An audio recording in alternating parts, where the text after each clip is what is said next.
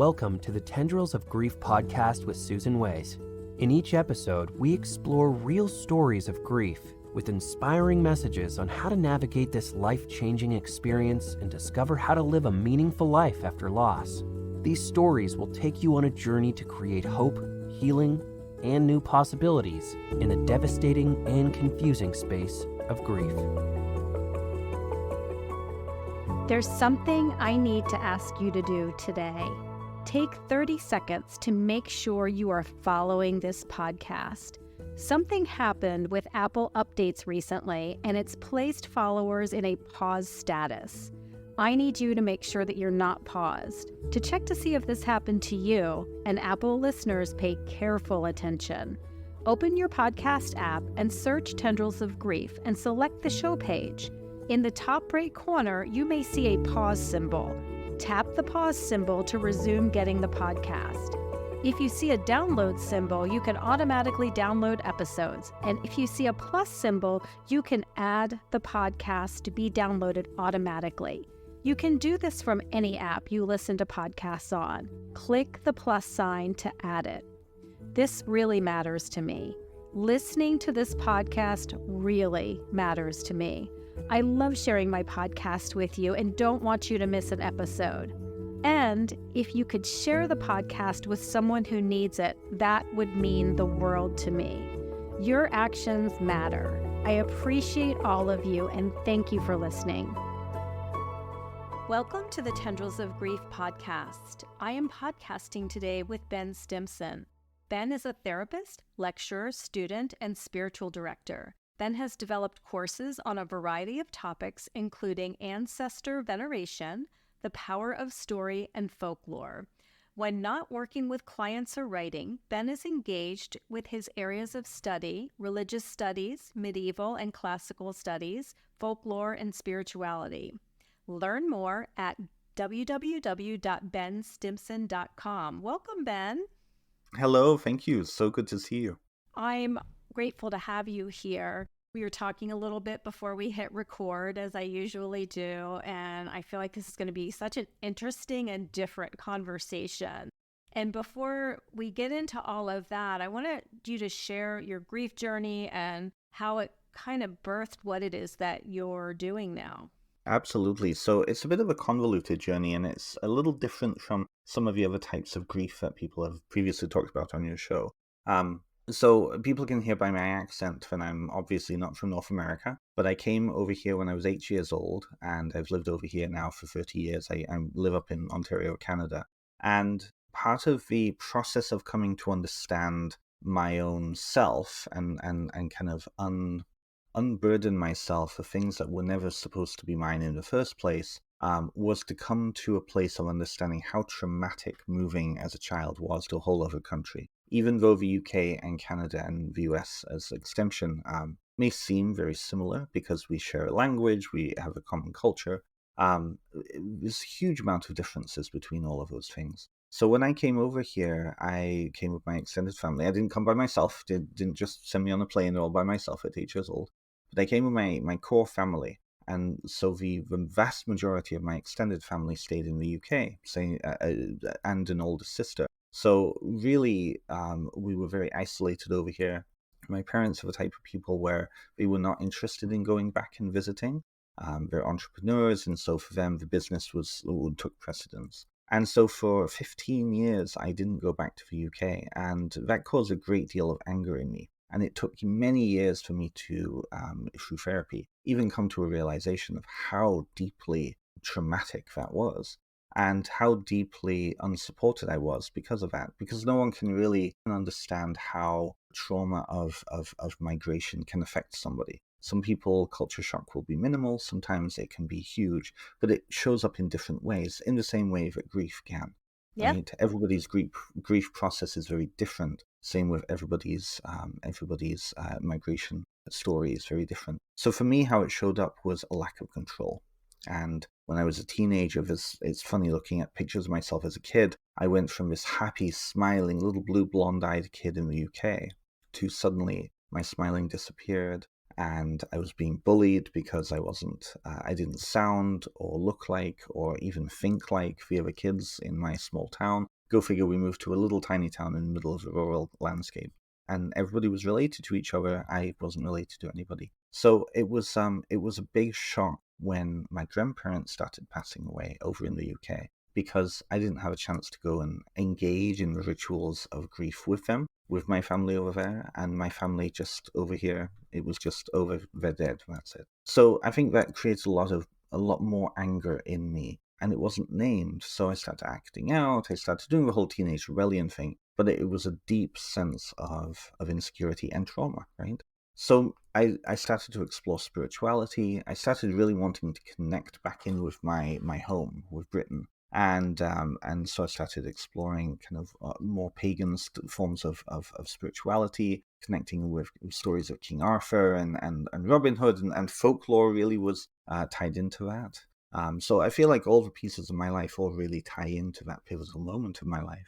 And then eventually I started going into university. I went and pursued social work. That transitioned a few years later, and I went and did psychotherapy training. And now I work as a psychotherapist up here. And it took my own therapy to unravel the story and narrative that I was living with, which was that I don't have control in my life. Everybody else can dictate what my life is going to be. And that took a lot of decoding and unlearning for myself. And so that's what I primarily do in my work practice now, is helping people understand the narratives that they were forced to take on to cope with trauma, grief being one of them. You know, one of the things that you said was really about everybody's grief is so unique and different. And the people that I've talked to on this show who have lost a loved one and are experiencing grief, and I don't even presume to know what it's like for anybody else to lose a husband, because my journey, the way I react is much different. And I want to connect to what you're saying further. I've been doing a lot of exploration because I was adopted as a child, and I was actually taken away from my birth mother. She never even got to see me or hold me, and rightfully so. And then put into foster care, where I was for 11 months before I was adopted by my family. And it's really interesting because I realized that the safety and the security of being a child, you need that. It's important to your development. And they've actually done research where they found that older children do better with grief than babies do, and that kind of trauma. And it creates these attachment styles. And I don't know if you've ever looked into attachment styles, and I talk about it here, but I ended up with a very disorganized attachment style as a result. And it wasn't until Paul died that I went on this journey to start to uncover these things. And why do I do what I do? Why do I show up this way? Why am I grieving? Because like you, I was angry. I mean, and I was just so stinking angry. And it was then going on this journey of attachment styles and learning about my childhood and learning about what happened to me. I mean, there's still blocks of time that I don't have, obviously, because I don't remember being 0 to 11 months old. And it's so interesting. So I'm fascinated by what you're doing and the fact that you came about it organically, and it seems like at a much younger age than I did. Yep. It took me a long time to kind of figure out something isn't right. I like to say, and I really appreciate you being vulnerable there. I know you've spoken about that on your show before, but I like to think of myself as having gone through an angry old man phase when I was a teenager. People often look at me, and I mean, obviously your listeners can't listen to me, but people often look at me and they're shocked when I say that I'm 38 years old, because they look at me and they're like, wow, no, you're like 28, surely. And it's because the past 10 years of my life, I feel like I've aged backwards because of the amount of pressure I've taken off of me, the relief that I've had from uncovering these patterns that I was living with for such a long time. And, somebody once said to me a few years ago, who I hadn't seen since university the first time around, he said, wow, you actually smiled. You didn't smile when I knew you last time. Well, I wonder why I didn't smile, Right. But it is that. It's I feel like people, and this is what grief and any loss gives us, is it gives us that shock, right? Yeah. And that shock disrupts the patterns that we've been living in for such a long time that are comfortable, right? They may not be healthy, but they're certainly comfortable.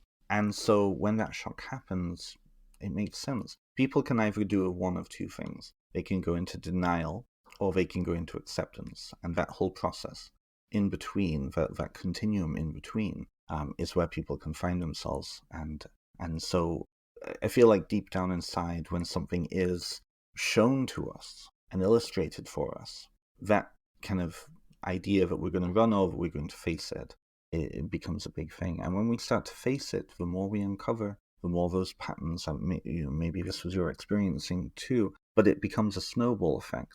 The more patterns that you challenge, the more you uncover about yourself, the more you understand about yourself, the more things just don't work for you anymore. And so change then happens, right? It can be a very painful experience. Well, losing Paul definitely, it rocked me to my core. And I had him as my safety net in life, and we had a great relationship. So it was really a huge, huge loss. And I was topsy-turvy. I felt like I was spiraling through my life, and I didn't know how to get my feet under me. And that's when I started these journeys of really kind of uncovering it and why am I showing up this way? Why have my patterns played out the way that they have? And it's interesting because you talk about patterns, and there was something else that you said that I also want to come back to. But first, I'm going to continue with the patterns. But my father died when I was 11, my adopted father.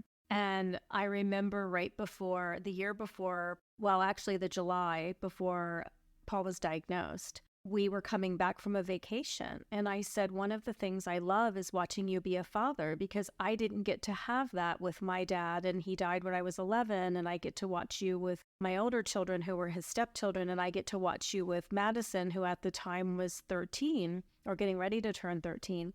And I thought, it's just, I had no idea what I was in for. And then when he was diagnosed with this terminal cancer, I was like, son of a bitch, like this is happening again. I lost my dad. She's going to lose her dad. I'm losing my husband, my best friend. Within 2 years, my best friend from childhood died. And it was just really a crazy time. The other thing, those were my patterns. My patterns were people leave. And that was something that I really wanted to dig deep into and think, why am I reliving this over and over again? The other thing that you said was people having control of your life and you not being able to make decisions, people taking that away from you. And it's so funny, Ben, that you say that, because one of the things I struggled with is I went on a journey to find my biological family, which I did, and I wasn't allowed to have information. This information was sealed and it was kept from me. And I'm thinking, this is my life. This is my story. And no one has the right to keep this from me. I was an adult at the time. I understand keeping it from a child, but I was an adult at the time. And I really had to, it took me years of finally finding my parents and listening to their altered version of reality, talking to my brother, talking to other people, looking at the social services records and really piecing all of that together. And it didn't come easy. I had to work for it. And it's awful. It's an awful experience for somebody to have information about you or power and control over you, and you're helpless to do anything about it. Absolutely. Absolutely. And bring in the cultural aspect there, right? That piece around adoption, I talk about that in my book, actually. That piece around adoption causes a great deal of stress for a lot of people because society places onto us this belief that adopted relationships are not as real as biological relationships.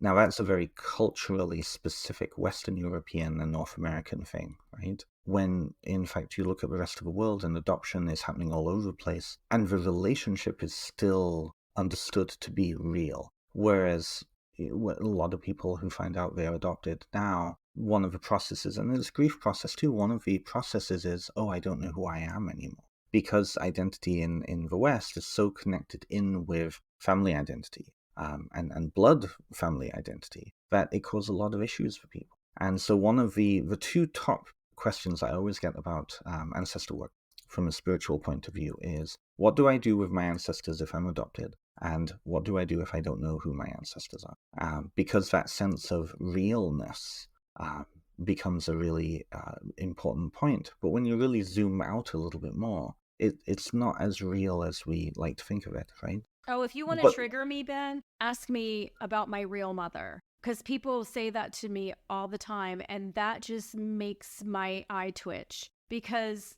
my real mother is the mother who raised me, who invested her life in me. And that becomes a thing because I was introduced as this is our adopted daughter, and I didn't want to be that. I wanted to be their quote unquote real daughter. And they had 2 biological children. And so when I talk about it, it's biological and adopted, but they had 2 biological children. And I wanted so much to be that. And so for anyone to insinuate that I'm less than real or they're less than real, that is an assault to my soul. Absolutely. Absolutely, it's an assault to your soul, right? And it's so casually done in society that people don't even think about it, right? And then it causes so much vicarious trauma and stress when somebody who they're doing genealogical research, for example, go back a few generations and find, oh, she's adopted. I can't go further than this person.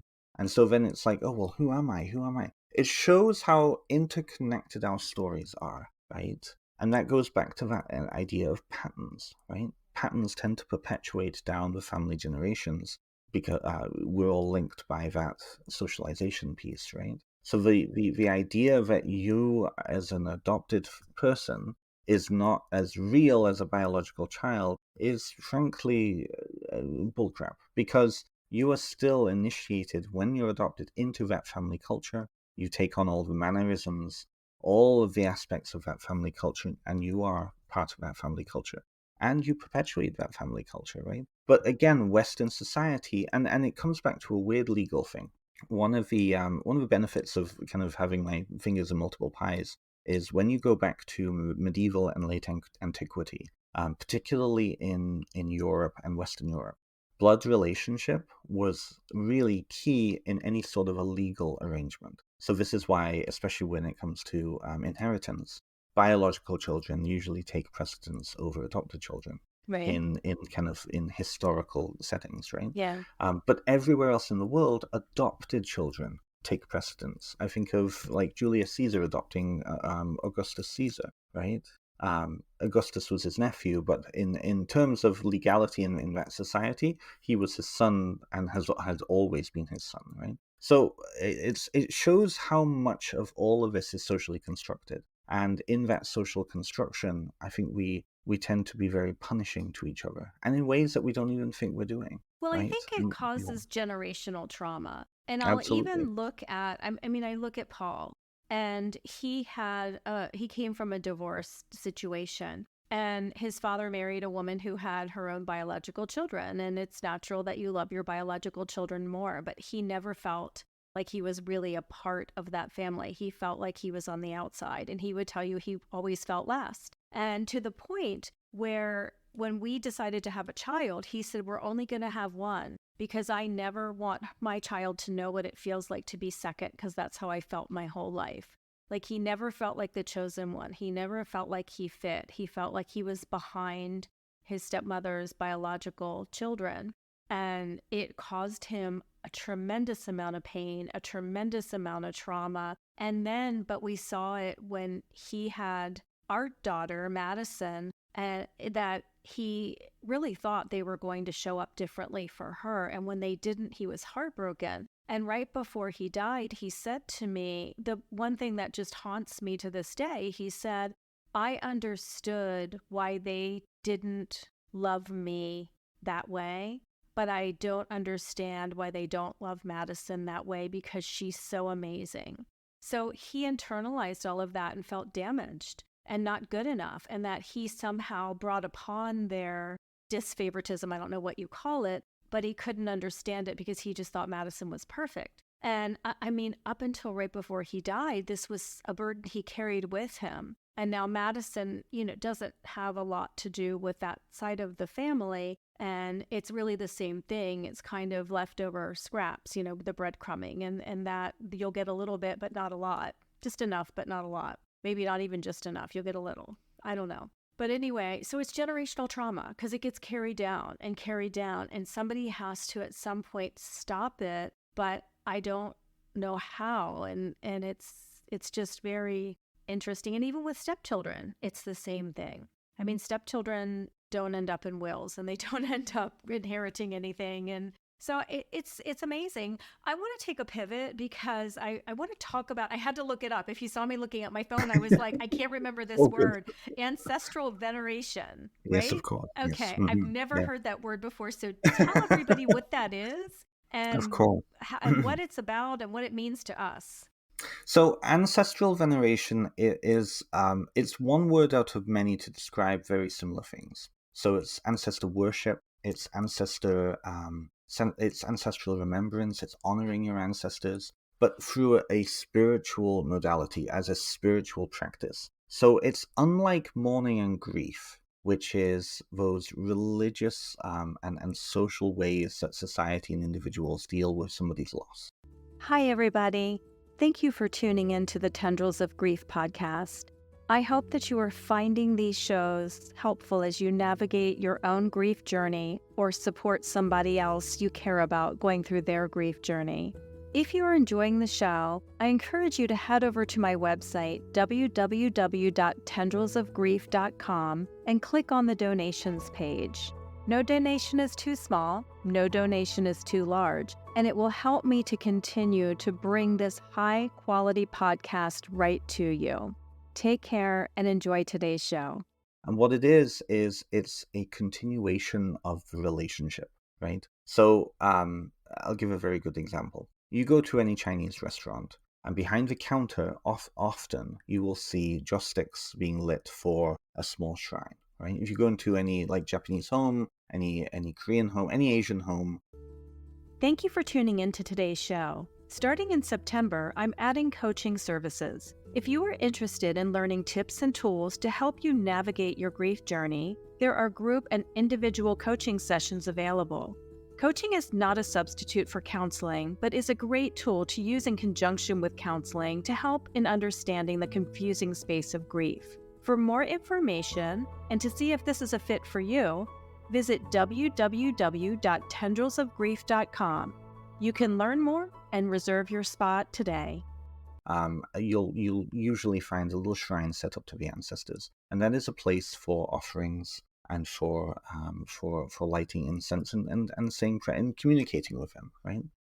If you watch the movie Coco, the Mexican Day of the Dead, very good example of this as well, right? A day particularly set up so that the ancestors can come back, the dead can return to us, and we can celebrate them by putting up a little ofrenda and making offerings and coming together as a community to celebrate the dead. That's what ancestor veneration is. Unlike mourning and grief, which is, saying requiem masses or sitting Shiva or the whole funeral process, right? Very different from that, because that is honoring the fact that this individual has passed and is left physical society. Whereas veneration it's again that continuation of the relationship, just in a different form. So this is often through a ritual practice. This is often through a communicative practice. And it can also include things like family, learning about the family stories, passing down the family stories. It can be going on pilgrimage. This is a lot of people, when I point this out to people, but I think a lot of people start to understand this. Going on pilgrimage to a homeland of your great-grandparents, for example. A lot of people in North America have ancestry in other parts of the world, particularly Western Europe and England, in my community particularly. So what do? They go to those places. Oh, my great-grandfather came from such and such a place, right? And so going to that landscape, remembering those people, but having a relationship with them in that place now, as opposed to just simply remembering them. That's what ancestor veneration is. I love that. And I have to say that as you're talking about this and I'm thinking about the grief journey, and after Paul died, he died in December, and September would have been his 50th birthday. And I did a posthumous birthday celebration for him. And there was pictures and all of kind of what you're talking about, and invited his friends and his family, and it was a party. And the first Father's Day after he died, Madison and I did a day of all his favorite things. And we went around and we went to his favorite restaurant for dinner, and we actually brought a picture of him and sat it at the table with us. And so it was kind of like he was there with us, and we went and got his favorite a cherry icy from Dairy Queen. And, we went and just did all of these things. And I love that. And then not on a grief story, but one year, my best Mother's Day memory, my son and I went to my childhood home and where I grew up, and I showed him my elementary school and my middle school and the pool that I went to. We went to my high school, and I showed him all of my little grounds that I frequented as a kid. And he was actually very open to the experience, which I loved. And it meant so much to me to share that with him. So I think that's fantastic. And I think, pulling this back to grief, I think what you're talking about too is really a way to honor the people who have crossed over through the stories, through the rituals, through visiting the places where they were, where they grew up or where they lived, where your family came from. And in my biological family, actually, my biological father's mother, so my paternal grandmother, her family were one of the first settlers from England. They came over to Virginia. So, definitely traveled back there. I would be less inclined to go and do a pilgrimage for them than I would be for my adopted family. But I do, I love all of that. I think it's so interesting.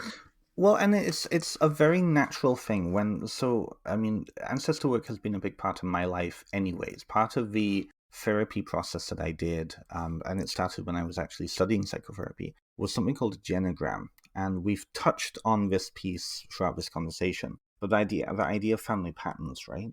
A genogram is not just a genealogical tree. What it is it's a map using a genealogical tree of things like addictions, subpersonalities, trauma, also gifts and other information, and how those patterns can come down the generations. And part of the relationship that I have with my ancestors was to understand that some of the things that I'm dealing with and have dealt with my own parents now originated 5 or 6 generations ago.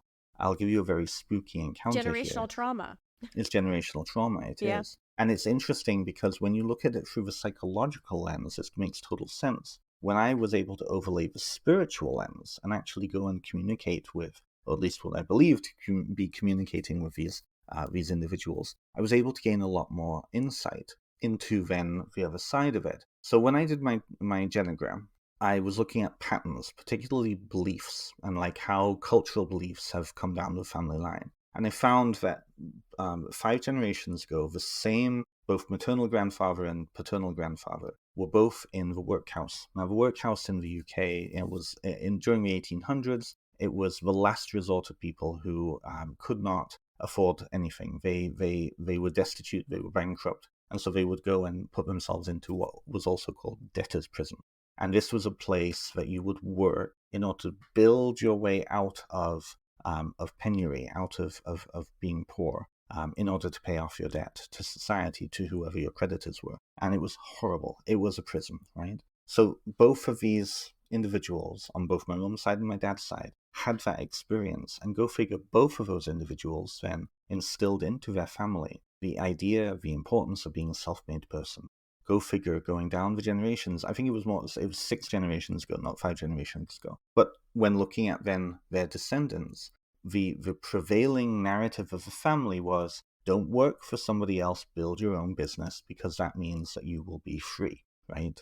So go figure, both my parents were part of, they were both entrepreneurs. My grandparents, same entrepreneurs. They were self-made tradespeople, and so on and so on. The dark side of that is that perfectionism, workaholism, all of those really negative aspects that come with being an entrepreneur also came down the family line. They were instilled again and again and again, and that caused other issues. So some of the things I dealt with actually started 150, almost 180 years ago because of that situation. So when I actually had a chance to sit down, and I was angry about this because I realized that it could have been so much different, right? But there's nothing I can do about it. When I brought in the ancestor veneration work and bringing in those individuals into my life now, even if it's just in a memory sense, then I was able to relieve myself of a lot of that anger and be like, okay, I get that what I'm dealing with now started 150 years ago. It's not my fault. It's not my parents' fault because I was holding a lot of anger to them. It's not my grandparents' fault. It goes all the way back. It's circumstance. And when I started to, I actually had a seance, and I got a chance to speak to one of my grandparents about this. And they said, if we knew what we knew now things would have been different. We didn't have the ability or the foresight or the awareness to place those patterns to stop them, right? To stop the perpetuation of those patterns. But now that's your responsibility. And now on this generation, knowing all of this, I can discover for myself, okay, what is actually mine and what isn't mine? And I can put those to rest, right? So that's where it's different from mourning, where we're just thinking about the loss of the individual. We're including those individuals in this space with us now and allowing their insights to then impact our lives now, but in an empowering way. And everything, what you're talking about, mourning, grieving, everything is intertwined, because when I'm grieving the loss of Paul, I'm dealing with my disorganized attachment style that's now been triggered. So all of those behaviors that show up in my disorganized attachment style are now firing at full force. And from the outside looking in, I probably look like a crazy person. And it's just those things that happen that, it's all intertwined, because you're bringing up all of this stuff from the past. You're bringing up the blueprint of your soul. You're bringing up, did you call it a genogram? A genogram, yes. A genogram. Mm-hmm. So yeah. You're bringing up it's everything that's flooding in, because grief triggers it all. Well, I would even go as far as to say that is the essence of grief. Grief is always in the past, right? Because what do people do when people grieve?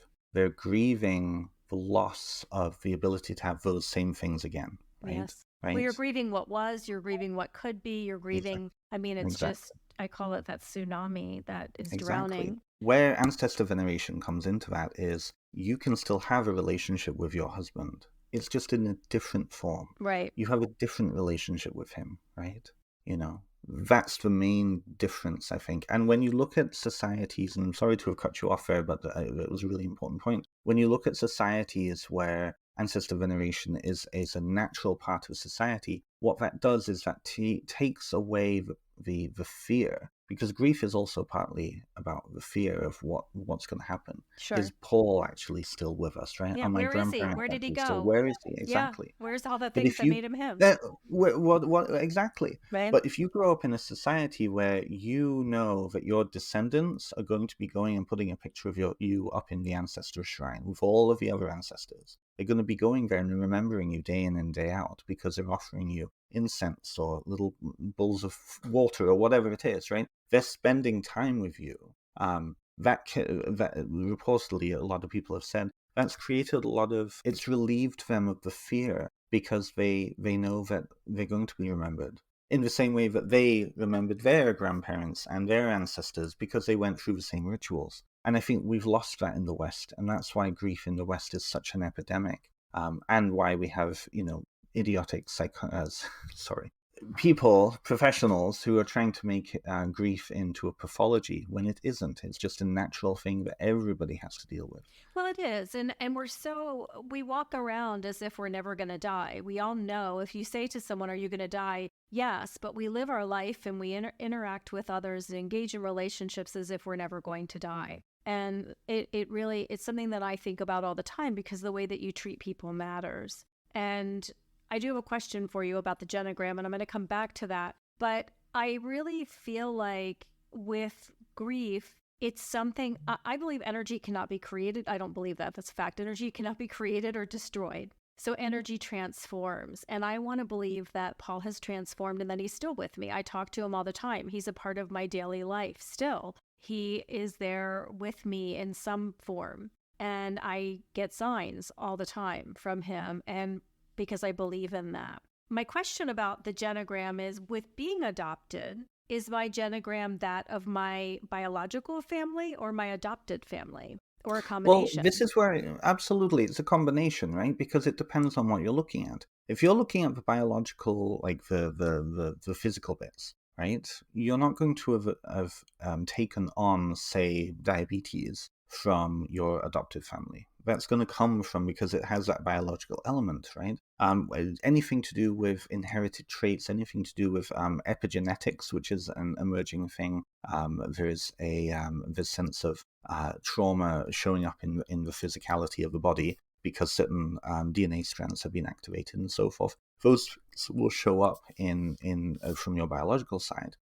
When it comes to anything to do with the family culture, that's going to come from your adopted side, because that's the culture that you grew up in, right? That's the culture that you were socialized into and so forth. It's going to be different for everybody, because a lot of people, some were adopted when they were very young, like you, some were adopted when they were older. And so they're going to get different senses of that, those patterns. There is some evidence emerging that trauma can be put together even in the womb. And so with that, the context of what's happening with your biological parents at the time of you being conceived and growing in the womb can also affect. So it really is both. It's both. It really depends on what you're looking at.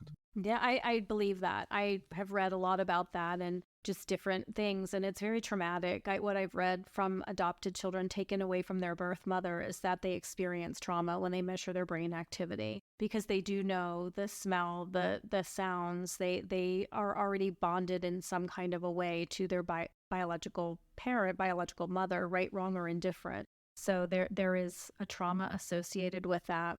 Even lack of touch, right? I know Right. there's the old studies of the Ukrainian or the Polish orphanages, the Romanian orphanages, of these children who were not held. And so, 30 years later, quite a few of them are dealing with issues, trauma, and all those pieces, because they weren't held when they were kids, because there were way too many of them in this orphanage, right? Right. So, yeah. And then just as a child, you learn safety and security. You cry when you're hungry and somebody comes and they pick you up, or you cry if you're scared, or you cry. And if you're left alone for long periods of time and just fed, you don't know that security. You don't understand that if I behave in a certain way, then somebody will come and comfort me. And it just can really disrupt how you grow, how psychologically you grow up. Absolutely. Ben, I've loved our conversation This has so been much. good. Thank you. Yes, it was really different and interesting, and I'm just so grateful that you have been a guest on the show. As we wrap up, what do you want to leave the listeners with? My listeners are grievers, or they're supporting someone who's grieving, and they might be at the beginning of this journey or later on in the journey. It doesn't matter. What do you want them to know? Absolutely. I think on that piece about grief, grief can show up in many, many different forms. Grief can be caused and be connected to many different things. Loss is loss is loss. And I think society tends to be very disruptive of how we grieve and why we grieve and what we grieve, right? Losing another human is on a pecking order much higher than losing a pet, or losing a sense of self, or losing a dream or an idea. So all of these things. And to just be curious, to accept what you're experiencing in the moment, and not to judge. Yeah, not to judge yourself. I love that so much. We're really hard on ourselves. And I love that, just accepting what's coming to us in the moment and sitting in it and not judging it or pushing it away. Well Absolutely. said. Ben, this has been you. wonderful. Thank you. Thank you. Thank you so much. I really appreciate it. Thank you, everybody, for tuning into the show today. If you have not yet done so, please, please, please go out and leave a 5-star rating and write a positive review. Also, share the show with somebody that you care about. It makes a difference in the podcasting world and allows this to get in front of the people who need it. I'm going to leave you with some words from Ben. Whatever you're going through right now, just accept it, sit in it for a minute, and don't judge it. Take care. Thanks for listening to today's podcast. Please remember, no matter what you are going through, no matter how tough, you are not alone. Connect with others, and most importantly, be kind to yourself.